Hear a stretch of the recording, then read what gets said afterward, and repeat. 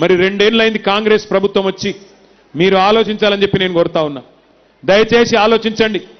2 ఏళ్ల ఈ కాంగ్రెస్ ప్రభుత్వంలో రేవంత్ రెడ్డి గారు ముఖ్యమంత్రి అయిన తర్వాత ఎవరికైనా మంచి జరిగిందా ఆలోచించండి. ఎన్ని మాటలు చెప్పి అరిచేతిలో వైకుంఠం చూపెట్టి ఎన్ని దొంగ హామీలిచ్చి అడ్డగోలు మాటలు చెప్పి గద్దెకెక్కినరో ఒక్కసారి ఆలోచించండి. ఎన్ని హామీలు, ఎంతమందిని మోసాలు, ఎంతమందిని బుకాయించే ప్రయత్నం చేసినారో ఒక్కసారి వారి మాటల్లోనే మీరు వినండి అని చెప్పి నేను కోరుతా ఉన్నా. రేవంత్ రెడ్డి గారు వీడియో పెట్టమ్మా. ఈ గ్యారంటీ పత్రం మీకు ఇస్తారు, ఇది దాచి పెట్టండి. పోలింగ్ బూతుల ఓటు వేయడానికి పోయినప్పుడు దీనికి దండం పెట్టండి, పూజ చేయండి.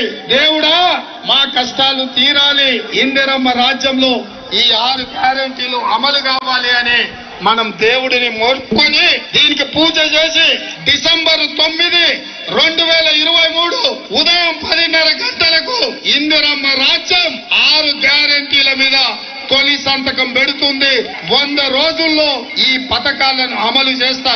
మీ ఇంటికి తీసుకొని వచ్చి మీ ఇంట్లో వివరాలు రాసుకొని ఈ కార్డు మీ ఇంట్లో ఇచ్చి రావటం జరుగుతుంది. ప్రతి ఇంటికి ప్రతి కాంగ్రెస్ కార్యకర్త వచ్చి ఈ కార్డు ఇస్తాడు. దయచేసి నేను ప్రజలందరికీ విజ్ఞప్తి చేసేది ఏంటంటే ఈ కార్డు చాలా అత్యంత విలువైనది. ఈ గ్యారంటీ కార్డుని అత్యంత భద్రంగా భద్రపరచుకోండి. 3 నెలలు జాగ్రత్తగా దీన్ని కాపాడుకోండి. మా ప్రభుత్వం రాగానే మీరు ఈ గ్యారంటీ కార్డు తీసుకొని రాగానే అందరికీ 100 రోజుల్లో దీన్ని అమలు చేసేటువంటి కార్యక్రమం చేయబోతా ఉన్నాం.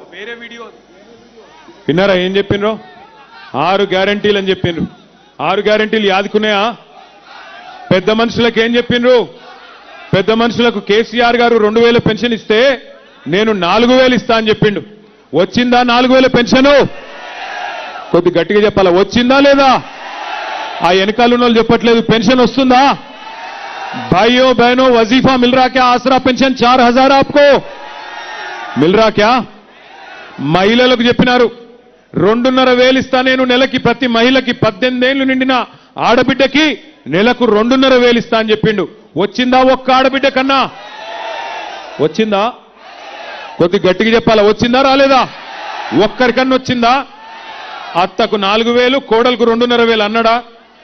ఇక 2,500 ఇస్తలేడు కానీ 1,00,00,000 మందిని కోటీశ్వర్లను చేస్తాడట. 1,00,00,000 మందిని కోటీశ్వర్లు. ఏది ఆడపిల్లల్ని? ఎవరన్నా ఇక్కడ కోటీశ్వర్లు అయిన వాళ్ళు ఉన్నారా ఆడబిడ్డలు? రేవంత్ రెడ్డి గారి ప్రభుత్వం వచ్చినాక చెల్లె నీకు కోటీశ్వర్లు అయిపోయినావా? అయిపోయిందా? ఇంకొక మాట చెప్పిండు, వికలాంగులుంటే